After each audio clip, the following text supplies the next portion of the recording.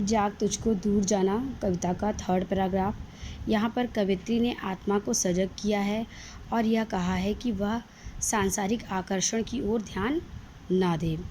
कवित्री आगे कहती हैं कि वज्र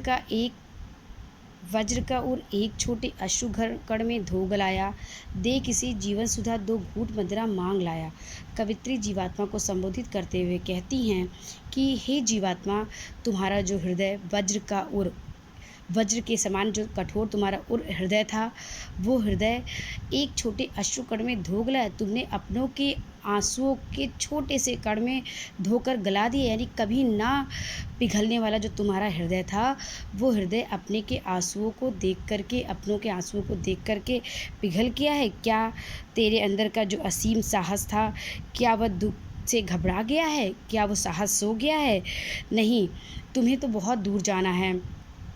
दे किसी जीवन सुधा दो घूंट मदिरा मांग लाए। तुम जीवन रूपी अमृत, सजग चैतन्य जीवन रूपी सुधा अमृत किसे दे करके उसके बदले में दो घूंट मदिरा मांग लाया। तुम अपना चैतन्य जीवन रूपी अमृत किसे दे करके उसके बदले में दो घूंट आलस्य रूपी जीवन या मदिरा मांग कर ले आए। यानी अमृत के समान जीवन किसे दे करके वहाँ से मदिरा के समान नींद में, नशे में, आलस्य में डूबे हुए जीवन को कहाँ से तुम मांग लाए। कवित्री कहती हैं कि वज्र का और एक छोटे अश्रु घर में कण में धो गलाया कि हे जीवात्मा, क्या अपनों के आंसुओं से तुम्हारा कठोर हृदय पिघल गया है? तुम्हारे अंदर का साहस सो गया है और तुम अपने जीवन रूपी अमृत को कहाँ दे करके, किसे दे करके उसके बदले में दो घूंट मदिरा रूपी आलस्य का जीवन लेकर के आ गए हो। सो गई आंधी मलय की बात का उपधान ले, क्या सो गई आंधी? क्या तुम्हारे अंदर जो आंधी उठ रही थी, परमात्मा से मिलने की आंधी जो उठ रही थी, साधना के मार्ग पर आगे बढ़ने की जो आंधी थी तुम्हारे अंदर थी, जो तूफान था, क्या वो आंधी, क्या वो तूफान मलय की बात का, मलय पर्वत से आने वाली बात, वायु का उपधान तकिया लेकर के क्या सो गई है?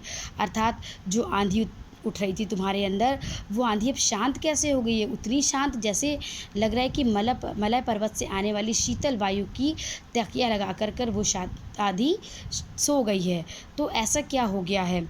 विश्व का अभिशाप क्या चिर नींद बनकर पास आया? क्या संसार का अभिशाप तुम्हारे पास नींद के रूप में आ गया? अज्ञानता की नींद के रूप में संसार का अभिशाप तुम्हारे पास आ गया है? हे अमरता सुत, चाहता क्यों मृत्यु को उर में बसाना? तुम तो देवपुत्र, हे जीवात्मा, तुम तो अमरता सुत, अमरता देव, सुत पुत्र, तुम तो देवपुत्र हो। क्यों चाहते हो अपने मृत्यु को हृदय में बसाना? मृत्यु को अपने हृदय में क्यों बसाना चाहते हो?